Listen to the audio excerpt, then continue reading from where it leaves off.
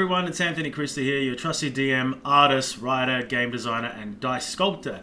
I'm here to talk to you about Luminous Ages, and another really interesting Dungeon Master rule set is Renown and factions. These are obviously, I don't know if they're obvious, but they are not a compulsory part of Dungeons and Dragons, but they are a great way to add flavour to your campaign, your homebrew, to make it really, I suppose, a bit more exciting, have a bit more of a narrative feel.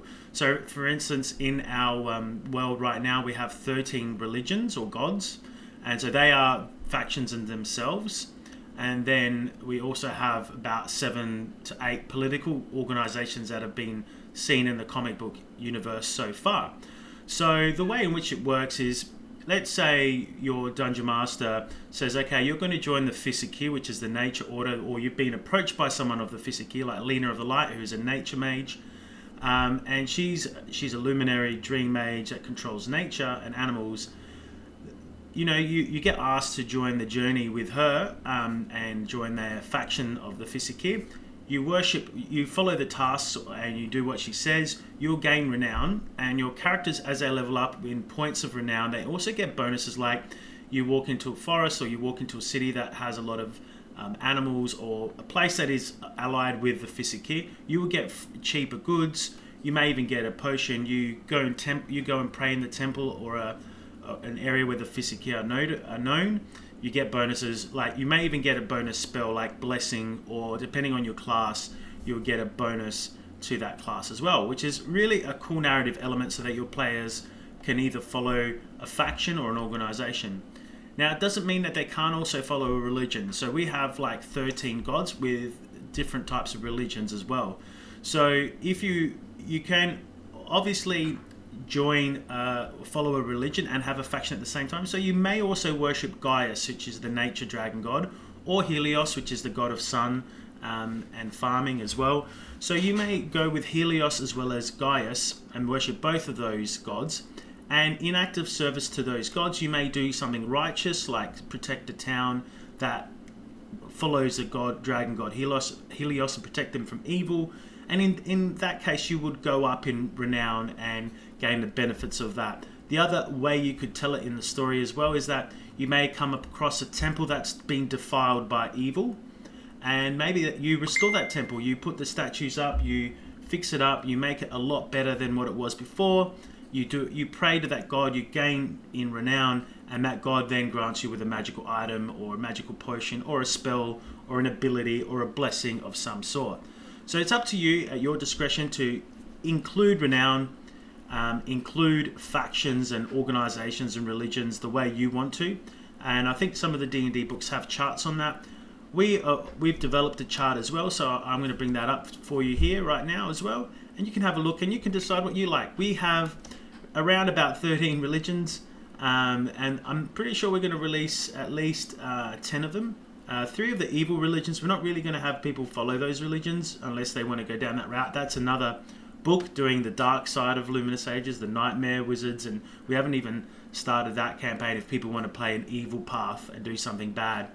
But at the moment, the 10 of the religions are either neutral or good, and then we have about 7 factions at the moment, political organizations, religious groups or factions that are under those religions or that are allied with those religions that you can also join.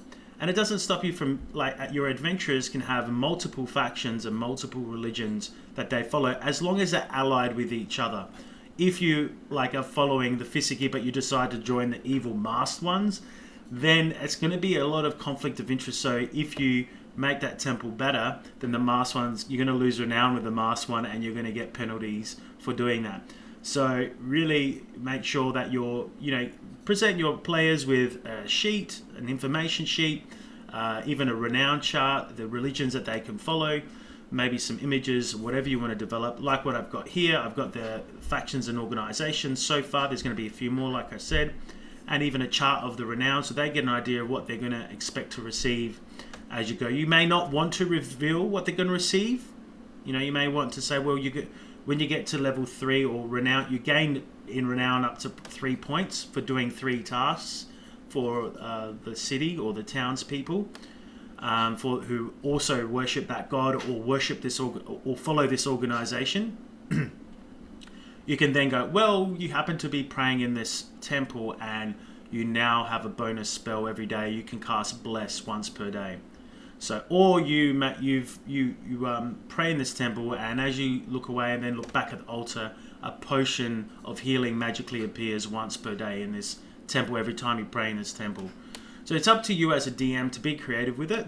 And like I said, Renown is something that you can choose to put in. I think, like with me, with Luminous Sages, we've gone more of a narrative aspect. We've obviously got lots of combat in our games, as you've probably seen in some of the videos that I've talked about. But I really, being a storyteller, being a comic book writer and artist myself, and having worked on this series since 2015-16 on and off, in between working for studios and doing this, I've realized that I really want more of a narrative experience for D&D players. I want a balance between narrative and obviously combat when I'm a dungeon master and I'm running my games. So that way people are more engrossed. I find that they're more engrossed in the storyline and they're part of it. So that's my tips for today. I'll let you go. I hope it was informative, and I hope it really is something that you can use. And I do recommend you get into the whole factions and organizations that you make up yourself. I'm happy for you to drop in your factions and organizations as well. Like, that's a good thing about our book, is that you'll be able to use them as you please. I don't mind. Like, you can say that the whole Tranquil Order has entered your world, or the Wolf Pack has entered your world, or the Chosen have come to your side, the Knights of the Chosen, or even, worst case scenario, the Master Order has joined your world, or entered that faction has joined your world. So there are drop-in factions. These are drop-in factions that you can use as well. You don't have to run a whole campaign based in my world, and that's the way I've designed this book, so that everyone who does homebrew can just grab the encounter sheets and just use encounters in my city. Can just go to one city, can use a certain amount of monsters.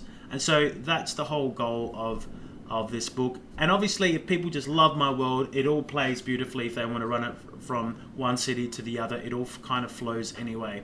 So look, thank you so much for listening in. Like I said, I hope this really helps you, and I hope to see you on Kickstarter, or I see you on the next YouTube video. We do go live May the 28th at 8 a.m. Adelaide Eastern Standard Time, and I'm so excited for this. We've got the new keychain dice. These are the keychain dice coming in, and the neck chain dice as well. There's two sizes. This is a smaller one that you wear around your neck, and we'll have a neck chain one.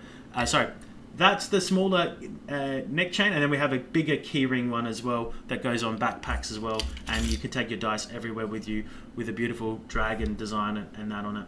Thank you so much. See you next time.